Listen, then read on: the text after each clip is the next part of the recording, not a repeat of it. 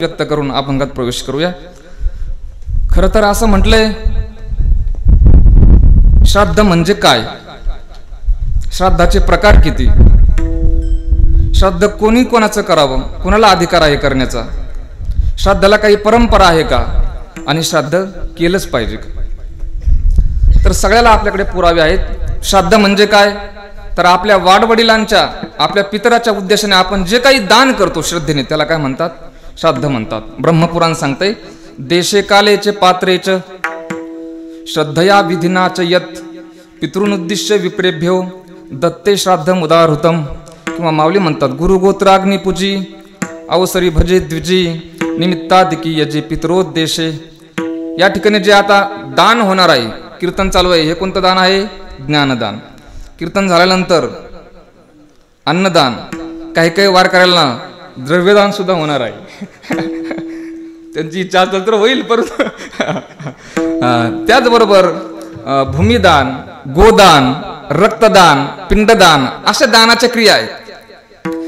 आपल्या पितराच्या उद्देशाने जे कर्म करतो श्रद्धेने, त्याला श्राद्ध म्हणतात। चला, श्राद्धाचे प्रकार किती आहेत, माझ्या वाचण्यात भरपूर आहेत, परंतु प्रमुख 96 आहेत। त्याच्यात 4 आणखीन प्रमुख आलेत, पार्वण श्राद्ध, एकोद्दिष्ट श्राद्ध, नांदी श्राद्ध आणि सपिंडीकरण श्राद्ध। श्राद्ध कोणी कोणाचं करावं, काही काही माणसाला आई नसते, वडील नसते, ते नसल्याबरोबर श्राद्ध करायला कोणाला जमतं बुवा, तर याज्ञवल्क्य स्मृतीमध्ये त्याचा उल्लेख आलाय। ती स्मृती असं सांगते, पुत्रः पौत्रश्च तत्पुत्रः पुत्रिका पुत्र एवच पत्नी भ्राता च तज्जश्च पिता माता स्नुषा तथा भगिनी भगिनेशश्च सपिंडः सोदकस्तथा असन्निधाने पूर्वेशाम मूत्रे पिंडदाह स्मृता। आता ह्याच्यात कोणाकोणाची यादी आली, तुम्ही घरी गेल्यावर पाहत। श्राद्ध करण्याचा अधिकार यांना नाही। श्राद्धाला काही परंपरा आहे का, आहे, युगानुयुगीची आहे, लाखो वर्षाची परंपरा आहे। प्रभू रामचंद्राने श्राद्ध केलं, कशाचं केलं, फळांचं केलं। प्रभू रामचंद्रांचा उल्लेख आहे, मी नाही सेवित अन्न करीतो वन फळांचे भक्षण, त्या फळांचे पिंडदान करीना आपण पितरार्थ। फळाचं श्राद्ध केलं। रावणाचं श्राद्ध बिभीषणाने केलं। प्रभू रामचंद्राने तसं सांगितलं होतं, रावणाचे औरत्व देहिक तुवा करावे आवश्यक, गोत्रज पुत्र निमाले देख करता कोणी असेना। वालीचं श्राद्ध केलं, कोणी, सुग्रीवाने केलं। वालीचे उत्तर विधान तिलोदक पिंडदान करोनी सुग्रीवादी प्रधान अंगदा घेऊन येथे झाले। रामायणातला विषय झाला। महाभारतात सुद्धा श्राद्धाचा उल्लेख येतोय। कुंतीने, भीष्माचार्यांनी, सर्व पांडवांनी मिळून पंडुराजाचे श्राद्ध केले। ततः कुंतीच राजाच भीष्मश्च सहबंधुभी दधु श्राद्धम ततः पांडो स्वधामृतमयम तथा विठ्ठल।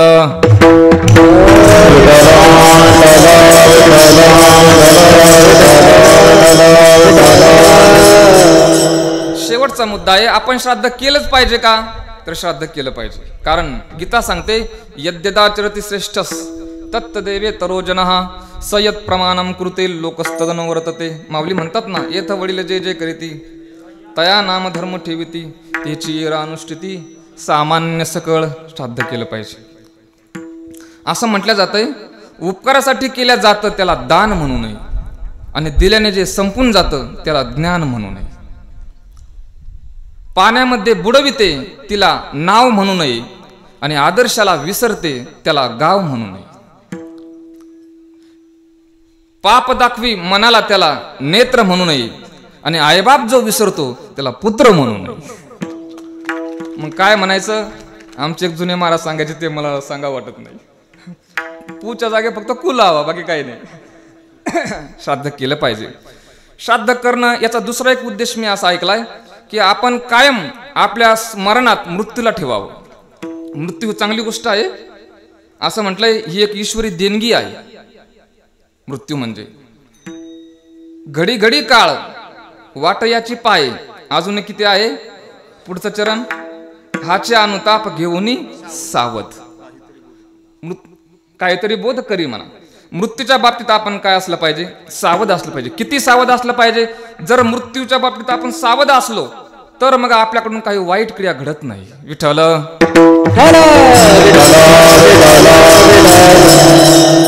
नाथ महाराजांकडे एक माणूस आला, रोज यायचा, परंतु नाथ महाराजांना त्यांनी विचारलं, नाथ बाबा, तुम्ही जेवढे बाहेरून चांगले दिसताय तेवढे आतून चांगले आहात का? नाथ महाराजांनी त्याला उत्तर दिलं, मी याचं उत्तर नंतर देतो, तुझा हात दाखव. त्याच्या हाताकडे पाहिला आणि सांगितलं, तू 7 दिवसात मरणार आहे. तो म्हटला, मी तुम्हाला प्रश्न काय विचारला, तुम्ही मला उत्तर काय देताय? 7 दिवसात मरणार आहे म्हटल्याबरोबर तो घाबरला. त्याच्या सगळं डोक्यातून गेलं, पुढचं काय असेल नियोजन ते. उठला, घराकडे निघाल्यानंतर लटपट कापायला लागला. रस्त्याने जात असताना जागेवर तो पडला. पडल्याबरोबर लोकांनी त्याला धरून नेलं, डायरेक्ट अंथरुणात पडलेला होता. जे येईल त्याला सांगायचा, मी आता 7 दिवसात जाणार आहे. 7 दिवस झाले तरी तो मेला नाही. मग नाथ महाराज त्याच्याकडे गेले, म्हटले, आहेत तुम्ही आणखीन? तो म्हटला, काय चेष्टा केली हो तुम्ही माझी? तुम्ही म्हणले 7 दिवसात मरणार आणि मी तर आहे. बरं बरं बरं. नाथ महाराज म्हटले, तू जो मला प्रश्न विचारला होता ना, त्याचं उत्तर तुला कळालं नाही का? तो म्हटला, नाही. बरं जाऊ दे म्हटले, 7 दिवसात तुझ्या मनात मृत्यू सोडून एक तरी विचार आला का? नाही आला ना. हेच तुझ्या प्रश्नाचं उत्तर आहे. म्हणजे ज्या दिवशी मला माझं मरण कळालं त्या दिवसापासून माझा दुसरा जन्म झाल्यामुळे मी जेवढा बाहेरून चांगला दिसतो ना, तेवढा आतून चांगला आहे. विठ्ठल विठ्ठल.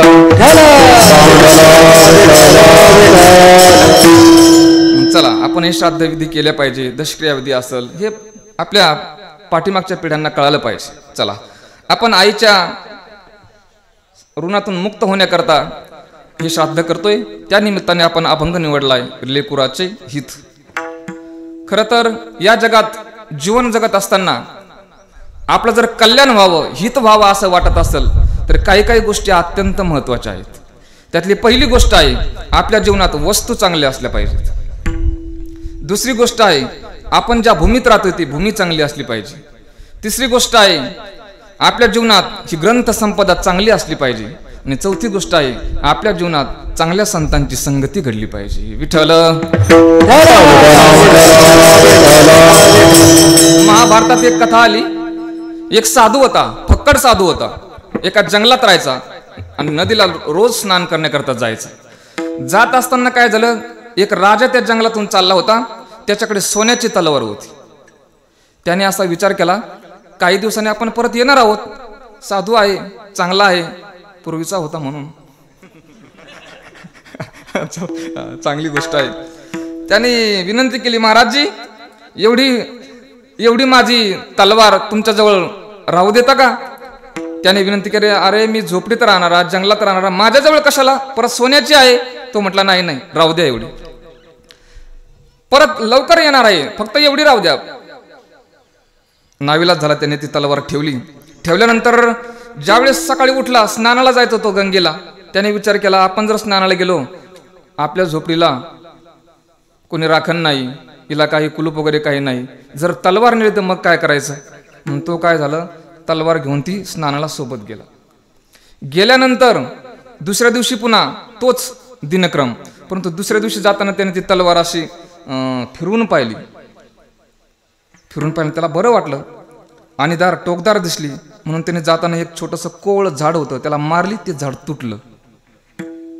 तुटल्याबरोबर तिसऱ्या दिवशी मग त्याने थोडं मोठं झाड पाहिलं, त्याला मारून पाहिलं, तेही तुटलं.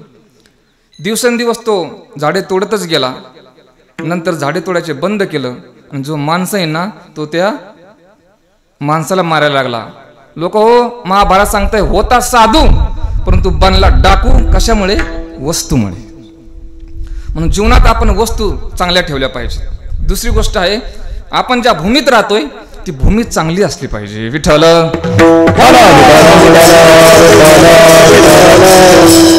आता भूमीचा जर आपण विचार केला तर आळंदी, पंढरी, पैठण, नेवासा याच्या इतकी चांगली भूमी दुसरी कोणती आहे महाराज? भूमीचं महत्व असतं. तुम्ही जर कन्याकुमारीला गेले, आम्ही सहज गेलो होतो स्वामी विवेकानंदांच्या त्या ध्यानघरात ध्यान लावण्याकरता सहज बसलो तर 1 तासभर बसलो. डोळे लावले, तिथं ओंकार लावलेला आहे. बसल्यानंतर 1 तासभर कुणीकडे गेला मेळ लागला नाही. ती त्या भूमीची ताकद आहे. भूमी चांगली असली पाहिजे. असं म्हटलंय, आळंदीचं वर्णन करत असताना असं वर्णन केलंय, नित्यानुष्ठान ये तीर्थी त्याचे पूर्वज उद्धरती जे का अन्नदान करीती ते पावती वैकुंठी. ऐसे तीर्थक्षेत्र सर्वोत्तम अनिक नाही यासी सम. शिवपीठ हे मनोरम अलंकापूर हे देख. नवरनवे तेथीची थोरी साक्षात येऊन श्रीहरी. ज्ञानदेवा कीर्तन गजरी समाधी दिधली सुखरूप. अनंत पुण्य ज्याचे गाठी तरीच ज्ञानदेव पडे दिठी. जोडे तप कोट्यान्न कोटी ऐसे धुर्जटी बोलले. हेची महासिद्धीचे स्थळ सर्व तीर्थांचे हेची मूळ. वास केली या सर्व काळ तरी महादोष हरतील. अजान वृक्षातळी हरिकथा नित्य जो नर करी तत्वता. तो न जाय यमपंथा सर्वता ऐसे जगन्नाथ बोलिले. द्वारी सुवर्णाचा अश्वत्थ नित्य पूजलिया स्वस्थ. लक्ष्मी न सांडी तया सत्य आर्त पुण्य होती. नित्य विष्णूचे पूजन नित्य नामसंकीर्तन नित्य वैष्णव संत भोजन धन्य पावन इहलोकी. नित्य प्रदक्षिणा सप्त तरी आगाध पुण्य त्वरित. पूर्वज वैकुंठाशी जात 42 सहित. नामा म्हणे अलंकापूर सर्व क्षेत्रा माझे मनोहर. पवित्राशी परम परिकर त्रिभुवनी दुर्लभ. विठ्ठल ऐका, ज्यांना श्रीमंत व्हायचं असेल त्यांनी आळंदीत येऊन राहा. खरं आहे बरं का. कारण आजाने वृक्षातळी हरिकथा नित्य जोनार करी तत्वता आपलं त्याच्या अगोदरचं चरण. द्वारी सुवर्णाचा अश्वत्थ नित्य पूजलिया आणि लक्ष्मी न सांडितया सत्य. मी अशी कथा ऐकली होती. ज्यावेळेस पूर्ण विश्व नष्ट व्हायला लागलं त्यावेळेस कुबेराने विचारलं परमात्मा माझं हे धन कुठं ठेवू. परमात्माने सांगितलं अलंकापुरी आहे ना तिथं एक सुवर्ण पिंपळ आहे त्या पिंपळाच्या बुडाला ठेव. म्हणून त्या कुबेराने धन ते पिंपळाच्या बुडाला ठेवलं. म्हणून जो पिंपळाला प्रदक्षिणा मारीन तो होणार म्हणजे होणार. लोकांना किती म्हणू द्या काही. आळंदीत गेले माणसं आता सर्वसामान्य माणसं आहेत आळंद चाललेले जवळजवळ.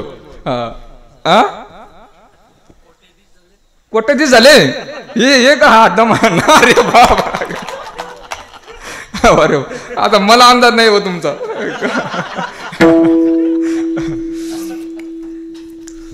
कारण त्याचं कारण असं आहे लक्ष्मी न सांडिता सत्य आर्त पुण्य होती. भूमीचं हे वैशिष्ट्य आहे. असं म्हटलंय आळंदी हे गाव पुण्यभूमी ठाव. दैवताचे नाव सिद्धेश्वर. 84 सिद्धांचा सिद्ध बेटी मिळा. लोक हो शेगावला एक सिद्ध आहे प्रसिद्ध गजानन बाबा. काय शेगावचं वातावरण आहे तुम्ही जाऊन पहा. एकाच सिद्धामुळे एखाद्या परिसराचं वातावरण बदलून जाऊ शकतं. आळंदीला 84 सिद्ध आहेत. विठ्ठल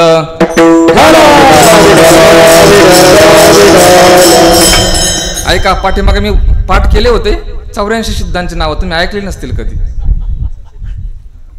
जेवढे आठवतील तेवढं सांगतो. मोजा तुम्ही पण. हा मोजा ढिलं पडू नका पण, नाही तर माझा गोंधळ होईल.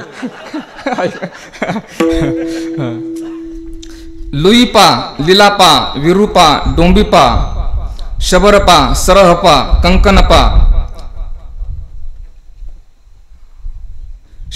परत घ्या.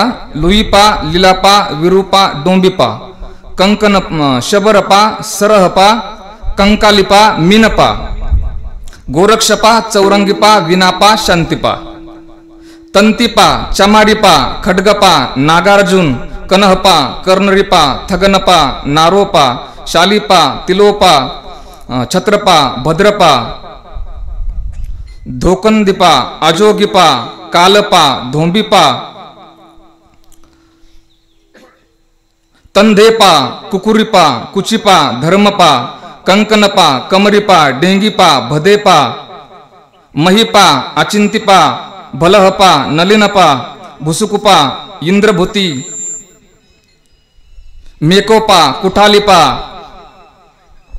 कमरिपा जालंधरपा राहुलपा घरवरिपा धोकरिपा मेदनिपा पंकजपा घंटापा जोगीपा चेलुकपा गुंडरिपा लुचिकपा निर्गुणपा जयानंत चरपटिपा चंपकपा भिखनपा भलिपा कुमरिपा चवरिपा मणिभद्रा मेखलपा कनखलापा कलकलपा कंतालिपा धहुलिपा उधलिपा कपालपा किलपा सागरपा सर्वभक्षपा नागबोधिपा दारिकपा पुतुलिपा पनहपा कोकालिपा अनंगपा लक्ष्मीकरा समुदपा 84 भालिपा. आठवले हा 2-3 दिवस गेले महाराज हे पाठ करायला माझे. जाऊ दे. आता आणखीन एक दुसरी एक यादी आहे 84 सिद्धाची. 2-3 यादी आल्यात सिद्धांच्या. परंतु मी काय बोललो, आळंदीत 84 सिद्ध आहेत. त्या आळंदीचं काय वैशिष्ट्य असेल महाराज, म्हणून आपण राहण्याकरता भूमी चांगली पाहिजे. विठ्ठल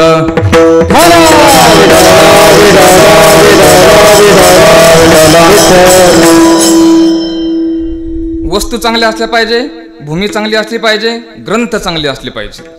3रा नंबर. केशव महाराज, मी एक कथा ऐकली होती. ओंकारेश्वरला अमरकंटकला एक साधू राहतोय, निवांत राहतोय, एका आश्रमात आहे. परंतु विशेषतः त्याची अशी आहे, आतापर्यंत जगातली माणसं त्यांच्याकडे गेली, त्या साधूकडे. तो निवांत आहे. विशेष असा आहे, जगातला कोणताही माणूस येऊ द्या, त्यांची भाषा तो साधू बोलतो. काय विशेष आहे? शिकून शक्य आहे का? कोणता पाठीमागे जपानी लोक आले होते, तर तो साधू तो जपानी भाषा बोलला. याच्यात फार विशेष नाही. त्या लोकांनी सांगितलं, हा जपानी मधले असे काही शब्द बोललाय, ते शब्द आम्हालाही माहिती नाही, पण त्याच्या पुढे मला बोलायचंय. त्या साधूला आपल्या काही वारकऱ्यांनी प्रश्न केला. म्हटले, महात्माजी, तुम्हाला या सगळ्या भाषा येतात, तुम्ही नेमकं काय करता, काय शिकले, काय कृपा आहे तुमच्यावर? त्यावेळेस त्या महात्म्याने एका वाक्यात उत्तर दिलं. म्हटले, मी महाराष्ट्रातला आहे, मी बाकी काही करत नाही, इथं फक्त राहतो आणि विश्वमाऊली ज्ञानोबा यांची ज्ञानेश्वरी वाचतो, बाकी काय करत नाही. आहे आणखीन, तुम्ही जर गेले अमरकंटकला तर पहा, हे ग्रंथाचं महत्वाचं आहे. म्हणजे ज्ञानेश्वरी सारखा या जगात. हा, कारण असं म्हटले, गीतेत जी थोडीफार कमी राहिली ती ज्ञानेश्वरीने भरून काढली. विठ्ठल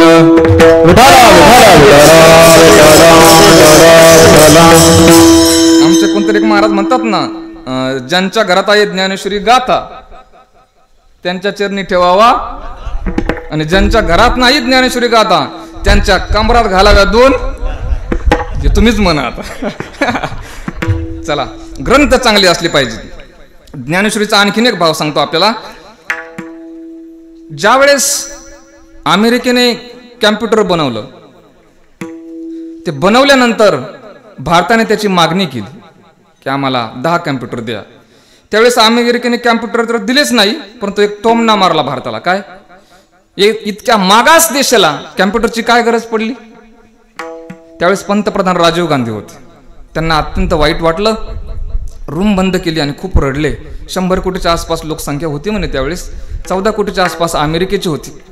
वाईट वाटलं, परंतु प्रामुख्याने त्याच वेळेस विदर्भात एक सुपुत्र जन्माला आलेला होता, इंजिनियर होते. त्यांचं नाव आहे विजय पांडुरंग भटकर. सात्विक माणूस आहे. त्यांच्या मुलाच्या लग्नात आम्ही 50 मृदंगाची दिंडी काढली होती. एक 20 वर्ष झाली असतील. पुण्यात त्याचं लग्न झालं. चांगला माणूस आहे. फक्त तो दिल्लीला जात असताना वडिलांनी त्याच्याकडे ज्ञानेश्वरी दिली आणि सांगितलं, बाळा, जगात कुठेही राहा, फक्त सकाळी उठल्याबरोबर ज्ञानेश्वरीच्या 5 ओव्या वाच. ही बातमी देशभर गाजली. भारताचा अपमान केला अमेरिकेने, भारताचा अपमान केला. सकाळी भटकर साहेब उठले, ज्ञानेश्वरी घेतली, बातमी कानावर होतीच, आणि ज्ञानेश्वरी उघडल्याबरोबर पहिली ओवी काढली. ती ओवी निघाली, विषकी आहारी पडे, समुद्री पायवाट जोडे, आणि एकी वाग्ब्रह्म थोकडे अभ्यासे केले. दुसरी वही वाचली नाही, ज्ञानेश्वरी गुंडाळून ठेवली. पंतप्रधान कार्यालयात गेले आणि नाव रजिस्टर केलं, मी ज्ञानेश्वरी बनवणार, आपलं कॅम्प्युटर बनवणार. 2 दिवसांनी पंतप्रधान बाहेर आले आणि नाव वाचलं, विजय पांडुरंग भटकर कॅम्प्युटर बनवणार म्हणतो. बोलवा म्हटले त्यांना. बोलावलं. लोक, हो, भटकर सर ज्यावेळेस पंतप्रधान कार्यालयात गेले त्यावेळेस गळ्यात टपुरी माळ होती, कपाळाला गंध लावलेला होता, वारकरी पोशाखात तो माणूस गेला आणि पंतप्रधानांनी विचारलं, तुम्ही कॅम्प्युटर बनवणार? म्हटले, हो बनवणार. नक्की? म्हटले, हो नक्की बनवणार. अहो, पण ही शक्ती, ही स्फूर्ती, ही ताकद तुम्हाला नेमकी भेटली कुठून, दिली कोणी? त्यांनी एका वाक्यात सांगितलं, मला आमच्या महाराष्ट्रातल्या विश्वमाऊली ज्ञानोबा यांच्या ज्ञानेश्वरीने दिली. काय लागल? म्हटले, काय नाही, 10 शास्त्रज्ञ द्या, 10 इंजिनियर द्या, लागल तेवढा पैसा द्या ना, 18 महिन्याचा वेळ द्या. लोक, हो, 18 महिने तर लागलेच नाही, 14 महिन्यात कॅम्प्युटर नाही, सुपर कॅम्प्युटर बनवलं, त्यांच्यापेक्षा पुढचं. ही बातमी मग जगभर गाजली.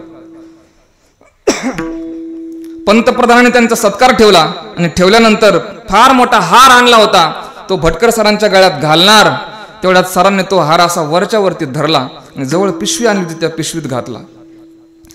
मोठी माणसं उगाच मोठी झालेली नसतात, त्यांनी बारीक लक्ष दिलं, हा माणूस याने पिशवीत हार घातलाय, हा कोणाला हार घालवलं बरं. कार्यक्रम संपल्यानंतर पुन्हा बोलावलं आणि सांगितलं, सर तुम्ही हार पिशवीत घातलाय, काय कारण, तुम्ही हार नेमका हा घालणार कोणाला. त्यांनी दुसऱ्या वाक्यात परत उत्तर दिलं, मला ज्या ज्ञानेश्वरीने प्रेरणा दिली ना त्या ज्ञानेश्वरीला घालणार. घरी गेले. घरी गेल्याबरोबर ही बातमी जगभर गाजल्यामुळे अमेरिकेच्या राष्ट्राध्यक्षांनी 2 माणसं पाठवलेली होती सेवक. हा विजय भटकर नावाचा कोण माणूस आहे ना, याला कितीही पैसा लागू द्या, फक्त याला अमेरिकेत आणा, याला घेऊन या. तसा जर विचार केला तर अमेरिका तसा खडूस देश आहे. पाठीमागे आम्ही ज्यावेळेस मॉरिशियसला गेलो, विमानतळावर आमच्याकडून एक चूक झाली होती. तिथे आम्ही कधी प्रवास केला नाही, तिथे गेल्यानंतर चूक लक्षात आली. त्यांनी सांगितलं प्रवास तुम्हाला करता येणार नाही. मग तिकडे फोन केला आणि 1 तासाभरात ती चूक दुरुस्त करून प्रवेश दिला. परंतु आमचे काही मित्र जातात ना अमेरिकेला, ते म्हणतात युवराज बुवा अमेरिका कोणतीच चूक माफ करत नाही, उलट आमचं सगळं पूर्ण असून सुद्धा कधी कधी आमची तपासणी कपडे काढून करतात, इतकी दक्ष आहे. आणि ती अमेरिका भटकर सरांना म्हणत होती, तुम्ही आमच्या देशात नुसतं येऊ नका, तुम्हाला नुसता प्रवेश नाही, तुम्हाला नागरिकत्व देतो, फक्त चला. तुम्हाला नाही, तुमच्या सर्व कुटुंबाला देतो, फक्त तुम्ही अमेरिकेत चला, असं म्हणतात. भटकर सरांनी त्यांना मिश्किलपणे एक उत्तर दिलं. काय? भटकर सर म्हणाले, इतक्या किरकोळ देशात आपण राहतच नसतो म्हटले, येणार नाही म्हणे. त्यांनी आता ज्ञानेश्वरीवरती 5 ग्रंथ लिहिलेत, वाचा वेळ भेटला तर. मी का बोललोय? ज्ञानेश्वरी ग्रंथाने या माणसाचं नाव जागतिक लेवलला गेलं. एका ओवीने इतका हा ज्ञानेश्वरी ग्रंथ श्रेष्ठ आहे. विठ्ठल. चला, वस्तू चांगल्या असल्या पाहिजेत, भूमी, ग्रंथ, आणि शेवटचा मुद्दा आपल्याकडे आहे, आपल्या जीवनात चांगल्या संतांची आपल्याला संगती घडली पाहिजे. परंतु याच्यात प्रॉब्लेम, आता दुसरं जर सांगायचं ठरलंच तर या त्रिभुवनात माऊलींसारखा संत तरी दुसरा कोणता आहे? प्रत्येकाने म्हटले, ज्ञानाचा सागर सखा माझा ज्ञानेश्वर, साधकाचा मायबाप, दरुशने हरिताप, सर्वाभूती सुखरूप ज्ञानोबा माझा, ज्ञानाबाई माझी अनाथाची माय, वेदशास्त्रे देती ग्वाही म्हणती. सर्वांनी ज्ञानोबरायांना माझं म्हटलंय, आई म्हटलंय, म्हणून आपण संतांची संगत केली पाहिजे. परंतु प्रॉब्लेम असा आहे, लोकांना संत कळत नाहीत. कळत. विठ्ठल विठ्ठल. आणि असं म्हटले, तात मिले पुनि मात मिले, सुतभ्रात मिले युवती सुखदाई, राज मिले गजबाज मिले, सब साज मिले मन वांछित पाई, लोक मिले सुरलोक मिले, विधि लोक मिले वैकुंठ जाई, सुंदर मिले और सब सुख पर संत समागम दुर्लभ भाई, बहु अवघड बहु अवघड बहु अवघड बहु अवघड आये संत देवी, बहु अवघड बहु अवघड बहु अवघड बहु अवघड आये संत देवी, बहु अवघड बहु अवघड बहु अवघड बहु अवघड आये संत देवी, बहु अवघड बहु अवघड बहु अवघड बहु अवघड आये संत देवी. एक मधून 1 5 मधून 1 2 3 4 बहु अवघड आहे संत भेटी, बहु अवघड बहु अवघड आहे संत भेटी, बहु अवघड आहे संत भेटी, बहु अवघड बहु अवघड आहे संत भेटी, बहु अवघड आहे संत भेटी, बहु अवघड बहु अवघड आहे संत भेटी, बहु अवघड बहु अवघड परी जग जेठी करुणा केली, परी जग जेठी करुणा केली, ऐशीवर में मज ऐशीवर में मज ऐशीवर में मज ऐशीवर में मज दावे नारायणा, ऐशीवर में मज दावे नारायणा, ऐशीवर में मज ऐशीवर में मज दावे नारायणा, दावे नारायणा, दावे नारायणा. तुम्ही टाळ्या वाजवल्या, परंतु मी चाल म्हणलो, ती मागच्याला येऊ नये म्हणून नाही म्हटलं. माझा तो स्वभाव नाही. मी आपलं शांत वृत्तीचा माणूस आहे. माझा तो स्वभाव नाही. तर संत वाङ्मयाची एक पद्धती आहे. काय? जशी अक्षर आहे तशी चाल म्हणायची. जशी बहु अवघड संत भेटी तशी बहु अवघड चाल आहे. पर नुसती एक नाही, दोन चाली आहे. चला, संतांची भेट अवघड आहे. लोकांना संत कळत नाहीत. मग काही काही वेळेस साधू संतांनी संतांची लक्षणे बरीच सांगितलीत. काही अंतरंग, काही बाह्यरंग. असं म्हटलंय, तुळशीमाळ गळा, गोपीचंदन टिळा, हृदयी कळवळा. हा जो ऊर्ध्व पुंड्रभाळ, कंठी शोभे, हा बाह्यरंग आहे. संत तोची जाना जगी. काही अंतरंग आहेत.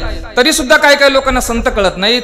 मग विश्व माऊली ज्ञानोबराय, जगद्गुरु श्री तुकोबराय महाराजांनी संत कळण्याकरता एक जगातलं नंबर 1चं उदाहरण देऊन त्या संतांची श्रेष्ठता व्यक्त केली अभंगाच्या पहिल्या चरणात. वाहे माऊलीचे चित्त. संतांचं महत्व, श्रेष्ठता पटवून देण्याकरता उदाहरण वापरले तुकोबरायांनी. मातेचंच उदाहरण का बरं वापरलं असेल? कारण या उदाहरणा इतकं दुसरं उदाहरण या जगात नाहीच श्रेष्ठ, म्हणून मातेचं उदाहरण वापरलंय. खरं तर या जगात बरीचशी माणसं आपल्या जवळ येतात जातात, परंतु आपलं खरं हित जर कोण पाहत असेल तर ती माता पाहते, माऊली पाहते. विठ्ठल आईचं किती श्रेष्ठत्व आहे. एक कथा मी ऐकली होती. ज्यावेळेस शंकराचार्यांनी संन्यास घेतला आणि संन्यास घ्यायला जात असताना आईने त्यांना सांगितलं होतं, बाळा संन्यास घे, परंतु माझ्या मृत्यूच्या वेळेस फक्त तू माझ्या जवळ असला पाहिजे. त्यावेळेस आई जाण्याच्या काही तासापूर्वी शंकराचार्य त्या ठिकाणी आले आणि आल्यानंतर आई त्यांच्या समोर गेल्यानंतर त्यांनीच तो अंत्यविधी करायचं ठरवलं. त्यावेळेस बाकीच्या मंडळींनी विरोध केला. म्हटले संन्याशाला अंत्यविधी करायला जमत नाही. ते म्हटले मी करणार. त्यांनी सांगितलं, अहो तुम्ही धर्म मोडता का? संन्याशाला अंत्यविधी करायला जमत नाही. त्यावेळेस शंकराचार्यांनी दिलेलं उत्तर गोड आहे. त्यांनी सांगितलं धर्म ठीक आहे, परंतु माझी आई धर्मापेक्षा मोठी आहे, म्हणून मी अंत्यविधी करणार. हो, इतकं श्रेष्ठत्व साधू संतांच्या यादीत. आणखीन थोडस एक वाक्य ऐकलेलं सांगतो. मातेच्या ठिकाणी थोडस संतत्व त्याला आई म्हणतात, आणि थोडक्यात मातेच्या ठिकाणी मर्यादित संतत्व त्याला आई म्हणतात, आणि संतांच्या ठिकाणी अमर्यादित मातृत्व त्याला संत म्हणतात. म्हणून आईचं इतकं श्रेष्ठत्व आहे या जगात. ती रात्रंदिवस आपल्या मुलाच्या फक्त हिताचा विचार करते. विठ्ठल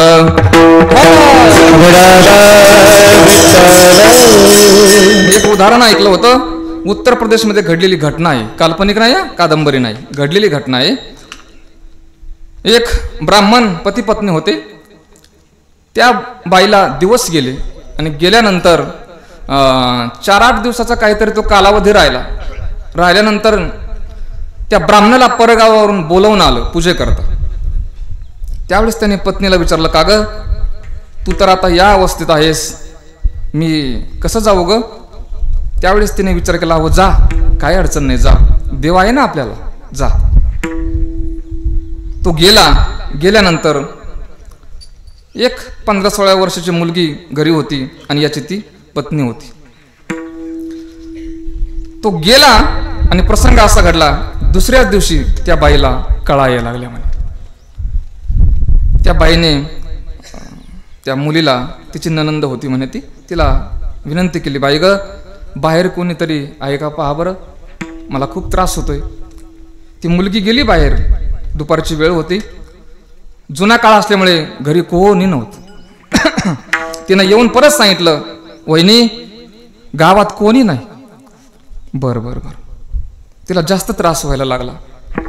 त्यावेळेस तिने 5 मिनिट डोळे झाकले आणि तिला असा दिव्य प्रकाश पडलेलं काहीतरी दिसलं आणि तिनं सांगितलं, तुम्ही परत एकदा जा बरं, मंदिराकडे जा बरं, मंदिराकडे कोणीतरी असेल, मला असं वाटतंय, तिकडे जा बरं तुम्ही. ती मुलगी गेली आणि जाऊन पाहिलं तर मंदिराजवळ एक तेजपुंज साधू बसलेला होता. ही मुलगी गेली आणि त्या महात्म्याला विचारलं, बाबा माझी वहिनी आहे घरी, तिला खूप त्रास होतोय, काहीतरी उपाय सांगू शकता का आपण? त्यावेळेस त्या महात्म्याने सहज उत्तर दिलं, बोलून गेला, बाई त्रास घेऊ नको, तुझ्या वहिनीला मुलगा होणार आहे. मुलगा होणार म्हटल्याबरोबर ती मुलगी जोरात पळत सुटली. त्यावेळेस त्याने परत बोलावलं, ए पळू नको ग बाई, एक ऐक, काय मुलगा होणार आहे, परंतु एक लक्षात ठेव, तो मुलगा जर 3 तासाच्या अगोदर झाला तर भिकारी जन्माला येणार आहे, आणि 3 तासाच्या नंतर जर झाला तो राजसेवक असेल. ती घरी गेली आणि वहिनीला सांगितलं, वहिनी तुम्हाला मुलगा होणार आहे. तिलाही आनंद झाला, परंतु तिनं पुन्हा पुढचा प्रश्न सांगितला, 3 तासाच्या अगोदर जर झाला तर तो भिकारी जन्माला येईल, आणि 3 तासाच्या नंतर झाला तर तो राजसेवक असेल. त्या बाईने निश्चय केला आणि सांगितलं, नाही, माझा मुलगा भिकारी म्हणून नाही जन्माला येणार, माझा मुलगा जन्माला येईल तो राजसेवक म्हणून येईल, नाही मी जन्माला घालणार. लोक हो, त्या बाईने काय केलं असेल?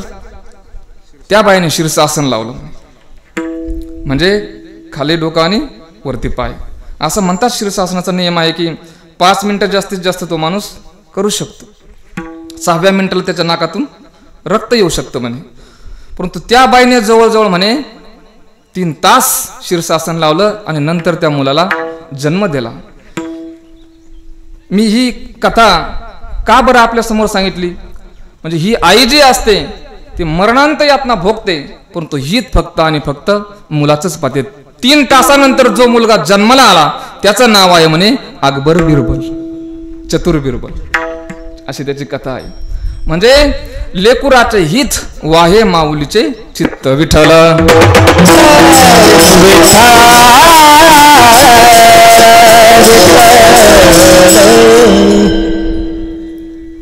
बऱ्याचशा महापुरुषांचं जीवन घडलं ते आईमुळे घडलं, आईमुळे घडलं. जुन्या काळात साने गुरुजींचं नाव काय?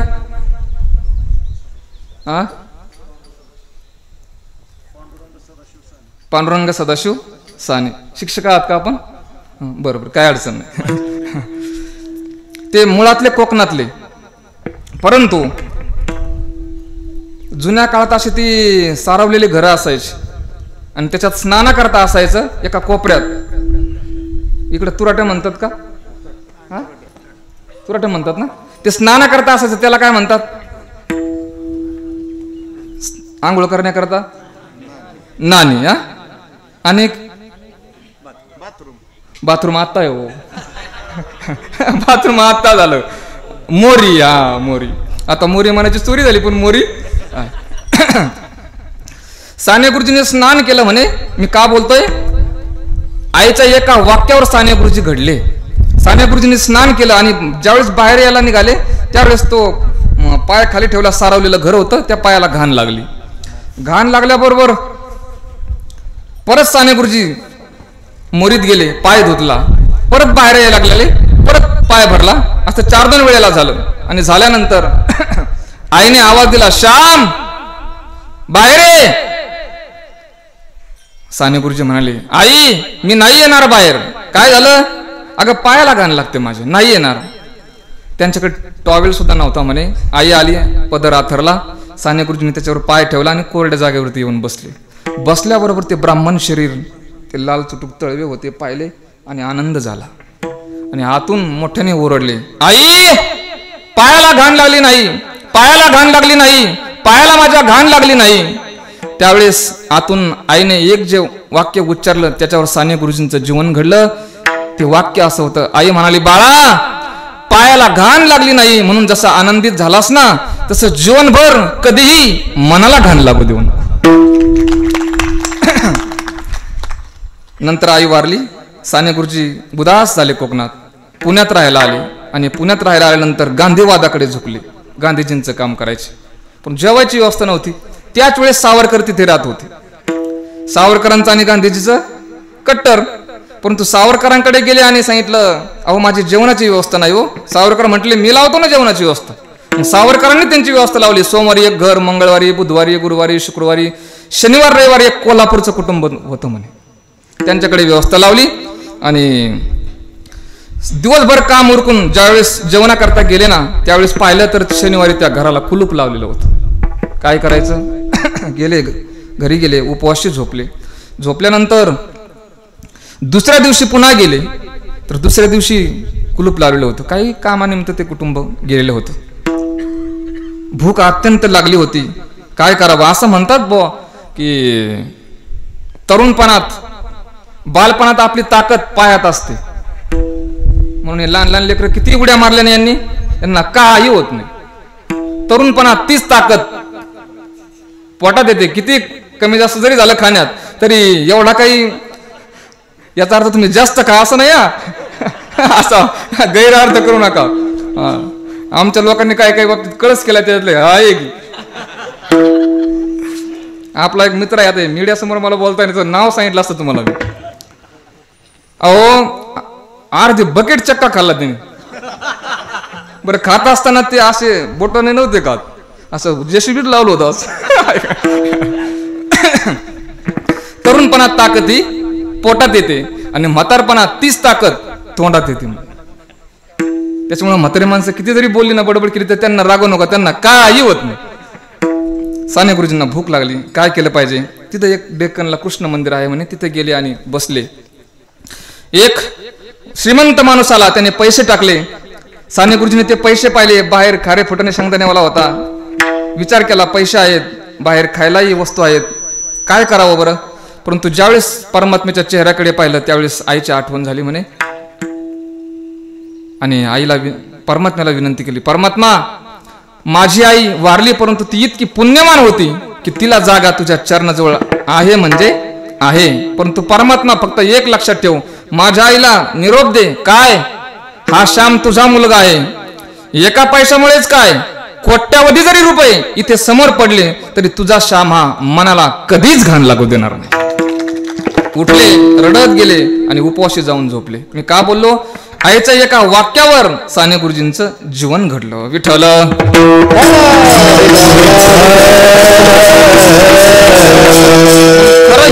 खरं हित जर आपलं कोण पाहत असेल तर ती माता पाहते, आई पाहते. म्हणून लेकुराचे हित वाहे माऊलीचे चित्त. आणखीन एक गुणधर्म सांगितलाय अभंगाच्या दुसऱ्या चरणात. जाती करी लाभाविन प्रीती. आईच्या अंतकरणात जेवढा कळवळ आहे तेवढा कळवळा दुसऱ्याच्या अंतकरणात नाही महाराज. म्हणून आईशी कळवळ्याची जाती. आणि प्रेम कसं करते? एक तुकोबारांचं प्रमाण आहे. काय काय माणसं अशा आहेत, नये नेत्रा जळ नाही अंतरी कळवळ. त्यांना तू काय म्हणले? हे तो चावटीचे बोल जन रंजवणे फोल. विठ्ठल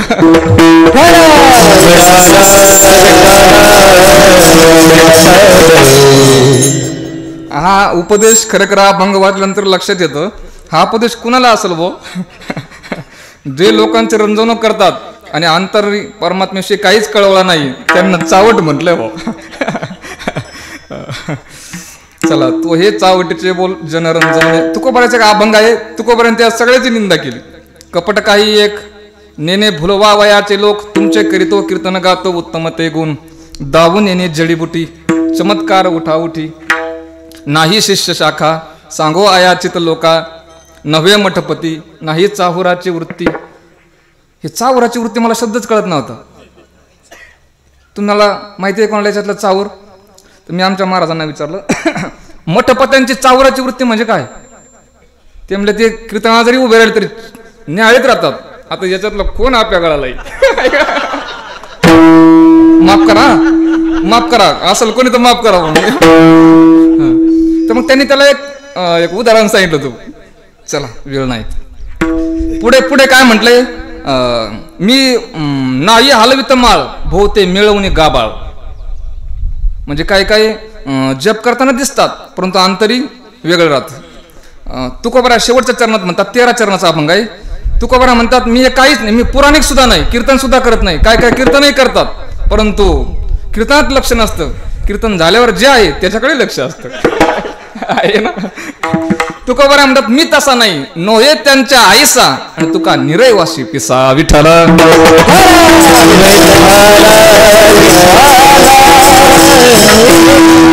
आपण जे काम करतो लोक होते अंतःकरणातून केलं पाहिजे. एक 15 दिवसापूर्वी आम्ही बेंगलोरला गेलो होतो. श्री श्री रविशंकर त्यांच्या आश्रमात त्यांनी वारकरी 3 कीर्तन ठेवले होते. त्याच्यात माझं एक कीर्तन होतं. तर तिथे गेल्यानंतर काय विशेष लोक असतात ते. आपण जे काम करतोय थोडक्यात कीर्तन ऐकण्यावरूनच धरा. आपण कीर्तन अभ्यास म्हणून ऐकत नाही, त्याच्याकडून काही घ्यायचं असं नाही, फक्त आपलं 2 तास वेळ घालायचा म्हणून घालायचं. आमचे एक महाराज विनोदाने म्हणतात, सरकारचं दिलेलं पुरत नाही, संतांचं दिलेलं सरत नाही, आईबापाचं दिलेलं उरत नाही, जीव परमार्थ करत नाही, पापी कधी तरत नाही, कीर्तिवंत कधी मरत नाही, दुःख कधी सरत नाही, जहर कोणाला जिरत नाही, सत्य कधी डरत नाही, समुद्र कोणाला भरत नाही, आणि एवढं तुमच्या डोक्यात शिरत नाही. म्हणजे लोक ऐकतात परंतु फक्त ऐकतात. अहो लोक, एक आश्रम नुसता बेंगलोरचा 700 एकरचा आहे. तुम्ही नेटवर सर्च करा आणि तिथे गेल्यानंतर त्यांची माझी थोडीशी भेट झाली. महात्म्याला वेळ नसतो एवढा. जगात 186 देशात त्यांचं नेटवर्क आहे. नुसतं 86 नाही, जगात 186 देशात त्यांचं नेटवर्क आहे. परंतु त्यांचा मी अंदाज घेतला, जवळ येणारे जी माणसं आहेत ती इतके अंतःकरणातून काम करतात. त्यांना जे काम दिलं तेच काम करतात. त्यांच्या आश्रमावर काही लोकांनी आता 700 एकर नंतर काही शेजारी पाजारी राहतात, तर काहीने अतिक्रमण केलं होतं. तर त्यांच्या एका मॅनेजरने आम्हाला सांगितलं, म्हणले महाराजजी हे अतिक्रमण आम्हीच परतावून लावलं, गुरुजींना ते माहिती पण नाही. म्हणजे इतकी कामं ते अंतःकरणातून कळवळ्यातून करतात. विठ्ठल. चला, तसं आपण कोणतं काम करत असताना कळवळ्याने केलं पाहिजे, प्रेमाने केलं पाहिजे. आईचा आपल्याविषयी कळवळ आहे.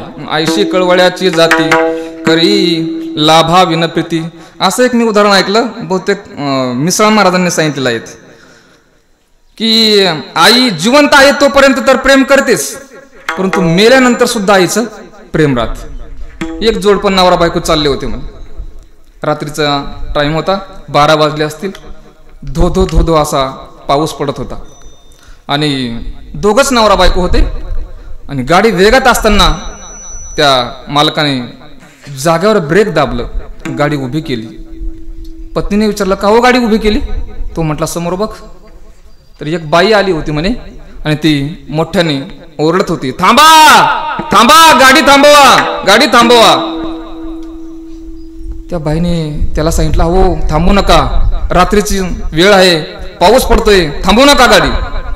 तो म्हटला, नाही, महिला आहे, स्त्री आहे, एकटी आहे, पाऊस पडतोय, मदत केली पाहिजे. त्याने काच उघडी केली आणि विचारलं, का हो कोण आहात? त्या बाईने उत्तर दिलं म्हणे, तुमच्या 1 तासभर अगोदर मी सुद्धा अशाच गाडीत चालले होते आणि जात असताना माझ्या गाडीचा अपघात झाला. माझ्या गाडीत एक माझा 4-5 वर्षाचा मुलगा आहे, गाडी आणि तो मुलगा खाली आहे. मी त्या गाडीतून बाहेर आले, परंतु माझ्या मुलाला मला काढता येत नाही, तेवढी त्याची मदत करा. याने खाली उतरला आणि खाली पाहिलं तर खरंच गाडी होती, अपघात झालेला होता. हा पळतच त्या गाडीकडे गेला आणि गेल्यानंतर पाहिलं तर त्या गाडीच्या ड्रायव्हर सीटवर जी बाई वर थांबा थांबा म्हणत होती ना, तीच बाई मरून पडलेली होती. याने विचार केला, ती बाई तर वरती आली होती, इथे कस काय? परंतु त्याने गडबडीत, तो मुलगा आवाज देत होता, मुलगा जिवंत होता, तो म्हणत होता, मला बाहेर काढा, मला बाहेर काढा. याने त्या मुलाला बाहेर काढलं आणि काढल्यानंतर त्याला काय कळायचं ते कळून गेलं, ही बाई मेलेली आहे. त्याने त्या मुलाला घेतलं, तसाच वरती आला. वरती आल्यानंतर त्या बाईने, त्याच्या बायकोने त्याला विचारलं, का हो, अहो ती बाई कुठे गेली? त्याने सांगितलं, ती बाई आता आपल्याला पुन्हा कधीच भेटणार नाही. म्हटले, असं? अहो पण ती गेली कुठं, ते नेमके आहे कोण? त्याने एका वाक्यात दिलेलं उत्तर गोड आहे. ते म्हणे, ती बाकी कोण आहे ते मला माहिती नाही, परंतु नक्कीच ती एक आई आहे. म्हणजे तिनंच एक दिव्य रूप घेतलं म्हणे मेल्यानंतर सुद्धा. आणि वरती आपल्या मुलाला वाचवण्यासाठी ती लोकांना म्हणत होती, थांबा थांबा. मी काय उदाहरण सांगितलं, इतका कळवळा आपल्यावर कोणी करू शकत नाही. विठ्ठल.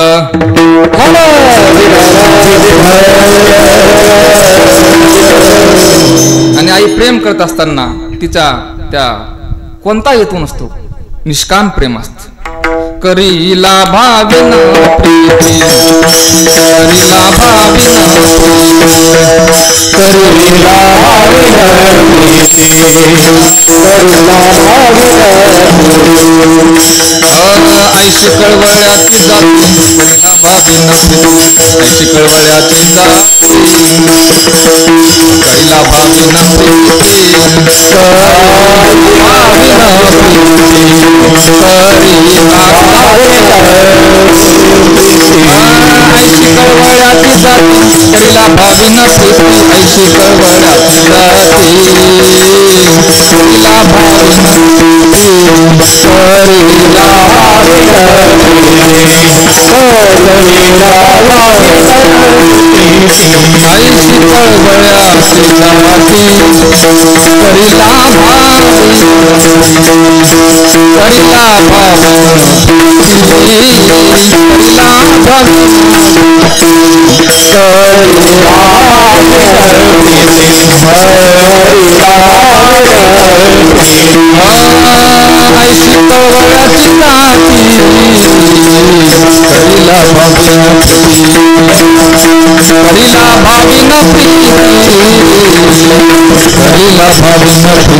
ऐशी कळवळ्याची करीला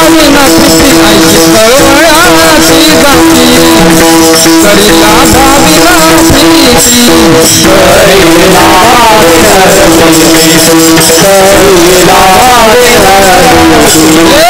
ऐशी कळवळ्याची जाती करीला भाविन प्रीती ऐशी कळवळ्याची जाती करीला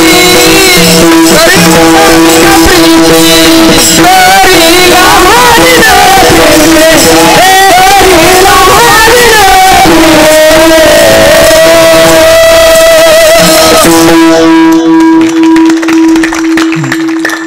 खरं तर आमचा लॉकडाऊन मधला पराक्रम आहे. आमचे परम मित्र उमेश महाराज दशरथे आम्ही आणि आमचे तुकाराम महाराज हे सगळे गणेश महाराज लॉकडाऊन मध्ये काय काय लोकांचं नुकसान झालं. आमचं काय हे झालं नुकसान कारण नव्हतंच काही नुकसान झालं तर काय होईल नुकसान नुकसान व्हायला आहे काय. फक्त कोरोना झालं सुरुवात झाल्याबरोबर माझ्याकडे चांगली 10-5 मुलं अडकून राहिली होती म्हणजे राहिली नव्हती राहिली ती गुतली ती. मी संकटात आलो म्हणलं आता आपल्याजवळ तर पैसे नाही कधी बँक बॅलन्स ठेवला नाही म्हणलं आता काय करायचं हो. मग निर्णय घेतला म्हणलं माझ्याकडे गाडी होती पोराला म्हणलं चिंता करू नका पहिली गाडी विकू म्हटलं आणि गाडीचे जोपर्यंत पैसे आहेत तोपर्यंत चिंताच करायचं नाही निवांत राहू. योगायोगाने आमचे मित्र उमेश महाराज आले आणि इतकी 5-5, 6-7, 7-7 तास इतकी त्या भजनाची प्रॅक्टिस झाली आणि नंतर मग या चालीचा आनंद भेटला. आता हे सगळ्या वेगवेगळ्या तालातले आहेत. फक्त कीर्तनात काय होतं अचानक म्हणल्यावर ती संगती लागत नाही. बैठकीत बसल्यावर मग वेगवेगळ्या तालातल्या 6 मात्र्यापासून जवळजवळ 16 मात्रेपर्यंत आहे. परंतु खरं असं म्हटलंय की कीर्तनकारांनी एकाच कीर्तनात जास्त चाली दाखवू नये त्याच्यामुळे 1-2 पास झाले. आता चला खरंच लोक परमार्थ आपण जर अंतःकरणातून तोच विषय चाललाय जर केला तर माणूस लवकर निवृत्त होतो. संदीपान दादाचं एक वाक्य मला कायम आठवतं कोणतं फार पूर्वी बोललेले वाक्य आहेत. ते असं म्हणाले होते माणूस जर चांगला जगला तर त्याचं पण 2 प्रमाण आहेत त्याचे. सांसारिक माणसाचे काम शिल्लक राहतात आणि आयुष्य संपतं. जर आपली वाटचाल खऱ्या साधुत्वाकडे जर असली ना तर काम संपून जातात आयुष्य शिल्लक राहत. मी कधी कधी विचार करतो मी आता 39-40 ला आता खेटलोय मी आता पण खरं सांगतो लोक म्हणजे एक काय काम राहिलं आणि काय करायचं काय कधी कधी आता हे आनंदाने आपलं करीत यायचं म्हणून करायचं त्याच्याबद्दल वाद नाही. परंतु खरंच या वारकरी संप्रदायात आपली संत परंपरा आहे. आपण जर जास्त ज्ञानी जरी नसले फक्त आपण सेवा करत करत राहिले आणि प्रेमाने राहिले तर विश्व माऊली ज्ञानोबा आहे त्याचं कल्याणच करत. आळंदीत आलेले काही जवळजवळ वारकरी संप्रदायाचा अभ्यास केला तर जवळजवळ ही सामान्य घरातली माणसं आहेत. परंतु माऊलींची इतकी भरभरून कृपा होती. ही कृपा तर बाह्य आहे, व्यावहारिक कृपा तर तुम्हाला सांगितलं मागाशी लक्ष्मीनं सांडित आहे असत आळंदीत ती तर होतेच. परंतु त्याही पुढची कृपा माणसाला एक समाधानी जीवन असताना त्या तिथपर्यंत आपण गेलं पाहिजे. काय माणसं 40, 45, 50ला निवृत्त झाली. आळंदीत एक कुटुंब आहे आता, गजानन बाबा संस्थानला त्यांचं पाणी आहे, 1 गुंठ्यात घर आहे. पती पत्नी इतक्या आनंदाने राहतात, घरदार सोडून दिलं, मुलाबाळांना वाटून टाकलं आणि सांगितलं एवढी इस्टेट आम्हाला राहू दे. गजानन बाबाला ती इस्टेट लिहून दिली, पूर्ण काळजी ते संस्थान घेत. आपलं घरी बिघडतं का? आपण फार टेकलो तरी तिथं डोकं लावत बसतो. तुमच्या मुलाचं लग्न काय जबाबदारी सांभाळणं ठीक आहे, त्याच्या पुढच्या तुमच्या नातवाचं ते पाहिलं ना. म्हणून चला मुद्दा आपला असा होता की परमार्थ करत असताना सुद्धा परमार्थ क्षेत्रात सुद्धा याची खूप गरज आहे, प्रेमाची. विठ्ठल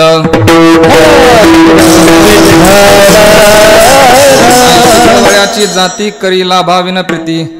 पुढं म्हटलंय ती आई त्या मुलाचं सर्व काही सहन करते. अभंगाचं 3रं वगैरे ज्याची काळजी घेत आहे ती आई. असं म्हटलंय जे डॉक्टर आहेत त्याला वेदाची उपमा दिली, जे वडील आहेत त्यांना ईश्वराची उपमा दिली, आणि जी आई आहे त्या माऊलीला आपण जर विचार केला जी काळजी घेते, औषध देते, तिला आईची उपमा दिली. म्हणून संत ही सुद्धा आपली आई आहे. तशी ही आपली व्यवहार्य अर्थाने आई आहे, तसं संत ही सुद्धा आपली. म्हणून काही वक्त्यांनी असं चिंतन करत असताना केलंय लेकुराचं हित आणि वाहे माऊलीचे म्हणजे माऊलींचे चित्त. विठ्ठल विठ्ठल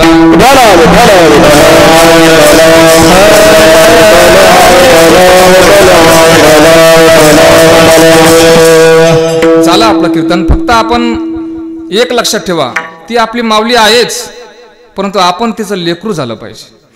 ती माऊली आहे परंतु आपण लेकरू तिचं झालं पाहिजे. याला या अनन्यता म्हणतात. ही अनन्यता आपल्या जीवनात साधली पाहिजे. काय लोक परमार्थात येतात, सुरुवातीला संशय असतो परंतु शेवटीला श्रद्धा तयार होते. दुसरा वर्ग आहे, सुरुवातीला श्रद्धा आहे आणि नंतर संशय तयार होतो. तिसरा वर्ग आहे, सुरुवातीलाही संशय आणि शेवटलाही संशयच आहे. आणि चौथा वर्ग आहे, सुरुवातीलाही श्रद्धा आणि शेवटलाही श्रद्धा. विठ्ठल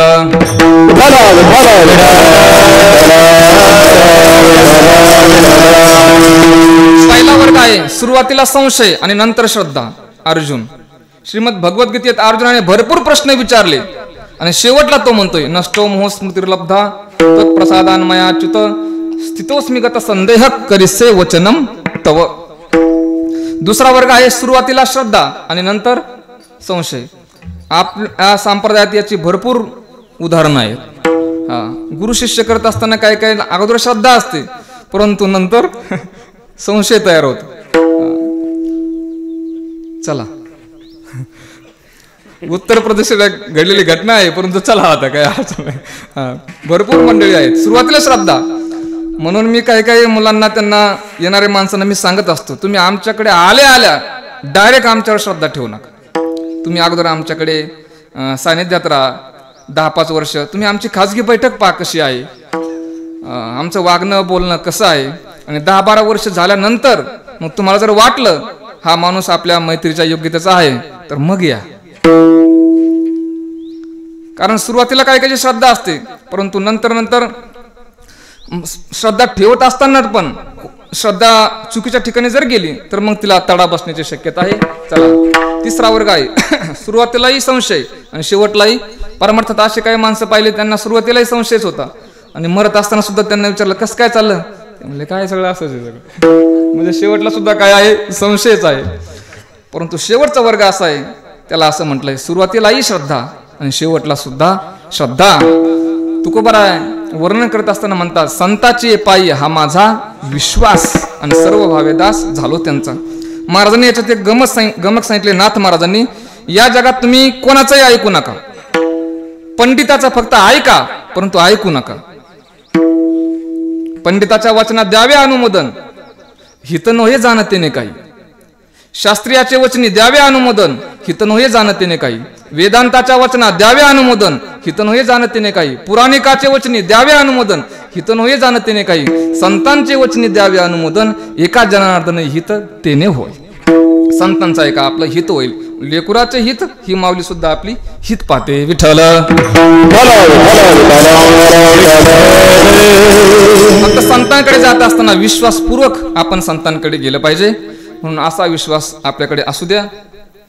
विश्वासाबद्दल एक गोष्ट खूप मला आवडते. शिवखेडा नावाचे साहित्यिक आहे माधव महाराज. त्या गोष्टीचं शीर्षक असं आहे, मला खात्री होती तू येशील. दोन मित्र होते म्हणे, बालपणी सोबत होते, शाळेतही सोबतच होते.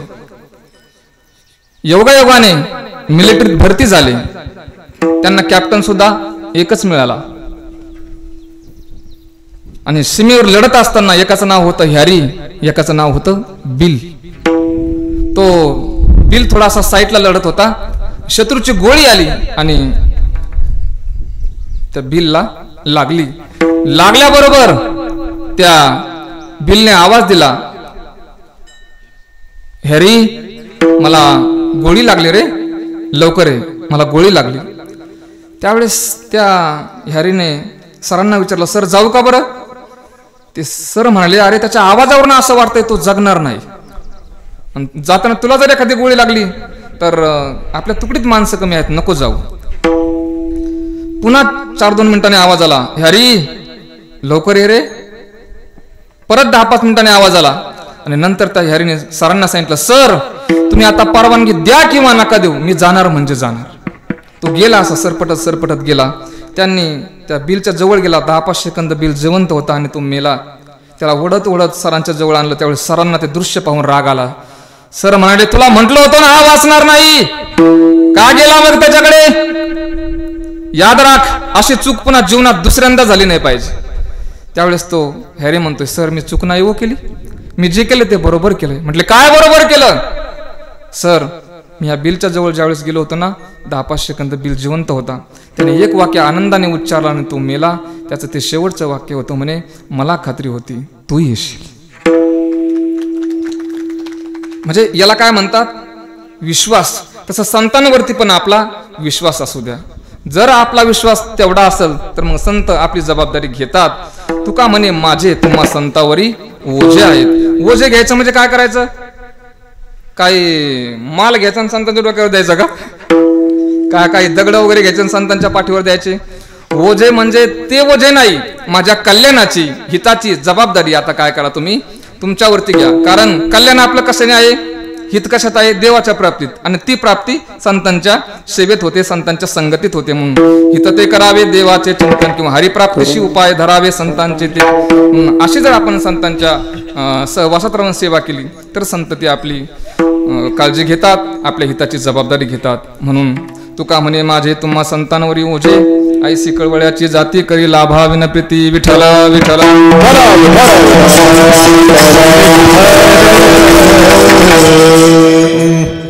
झाली आपली वेळ.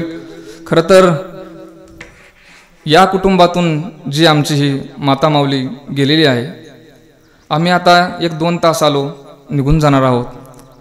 परंतु लोक ज्यांची आई गेली, खरं दुःख त्यांना माहिती असतं. ती माता माऊली इथं जिथं कुठं बसत असेल ती जागा आता पोरकी दिसत असेल. प्रामुख्याने आमचे तुकाराम बुवा आळंदीहून आल्यानंतर त्यांच्या तोंडावरून हात ती ज्यावेळेस आई फिरवत असेल त्यावेळेस तो काही आनंद आपल्या जीवनातला वेगळा राहतो. आमची आई सुद्धा, माझी आई सुद्धा, मी ज्यावेळेस आळंदीला आलो तिला माहिती नव्हतं आपलं मुलगा, आपलं पोरग नेमकं कुठं राहते. तर ती देऊ फाट्याला उभी होती. मकर संक्रांतीला काही महिला आलेल्या होत्या, ती देऊ फाट्याला उभी होती. आणि रोडच्या, मी त्यावेळेस काळ्यावाडीला राहायचो रेड्डे महाराजांकडे, तर ती पलीकडल्या साईडला उभी होती. आणि ती जो मुलगा धोत्रावर दिसल त्या मुलाला विचारायची, ओ महाराज आमचं पोरग आहे का हो इथं? ते म्हणायचे, नाव काय आहे? ते म्हणायचे, माझ्या पोराचं नाव भिवराज आहे, माझं पूर्वीचं नाव भिवराज होतं. हां, आणि भिवराज माझं आळंद त्याला युवराज झालं, त्याच्यामुळे कोणाला काही त्याचा मेळ लागा ना.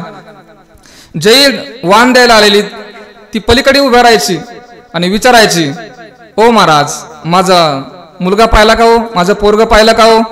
योगायोग लोक वास, मी नेमकं पायी पायी चाललो होतो, आळंदीत दर्शनाला चाललो होतो. योगायोगाने माझी आणि तिची भेट झाली. ती जी भेट होती ती भेट माझ्या आयुष्यभर स्मरणात राहण्यासारखी आहे. म्हणजे आईचं काय प्रेम असतं महाराज. आम्ही आता 25-27 वर्ष झालीत ना आम्ही घर सोडलेलं. आमचा आणि घराचा काही संबंध राहिला नाही आता या क्षणापर्यंत नाही. वर्षातून एखाद्या वेळेस जायचं, तरी सुद्धा आमची आई मला ते कारलं, ती भेंडीची भाजी, मेथीची मला एक आवडते, तर दिवसभर ती सगळं तयार करून ठेवते. आमचे महाराज येणार, आमचे महाराज येणार. संबंध एवढा कमी झालाय तरी पण त्या आईची एक. आणि मी सुद्धा विचार करतो, आता आम्ही अक्का म्हणतो, कोणाचा जर फोन आला, गाव ते गाव असतं महाराज, परंतु सकाळी बरोबर माझ्या आईचा मला फोन येत नाही कधी, तिला फोन करायचं कळत नाही. एखाद्या वेळेस करायचं ठरलं तर दुसऱ्याच्या फोनवरून. पण मला वर्षभर जरी तिचा नाही फोन आला तर कीर्तनाच्या दिवशी नक्की येणार म्हणजे येणार. महाराज, ती मला आवाजावर बोलते, महाराज कधी येणार तुम्ही? बरं बरं, मी कारले ते सगळं आणून ठेवते. म्हणजे आपण, मला तुम्हाला भावनिक नाही करायचं, माझा स्वभावही नाही तो, परंतु ही जी उणीव असते प्रत्येकाने, जोपर्यंत माणसं आहेत तोपर्यंत आपण किंमत केली पाहिजे. आणि अशा श्राद्धाच्या कार्यक्रमातून, अशा या मोठ्या मोठ्या समारंभातून आपण एक निर्णय घेतला पाहिजे की जोपर्यंत आई वडील आहेत तोपर्यंत तरी. असं मी एक वाक्य ऐकलं होतं की आई कशाला म्हणतात? आ म्हणजे आपुलकी प्रेम आणि ई म्हणजे ईश्वर. जो प्रेमाचा आपुलकीचा ईश्वर आहे त्याला आई म्हणतात. म्हणून आपण सुद्धा तुकाराम महाराजांच्या या दुःखात, इतकी चांगली मुलं आहेत आमचे तुकाराम महाराज, आमचे गणेश महाराज. खरं तर तुमच्या समोर मला म्हणावं लागतं तुकाराम महाराज, गणेश महाराज, परंतु कोरोनाच्या कालावधीत आमचे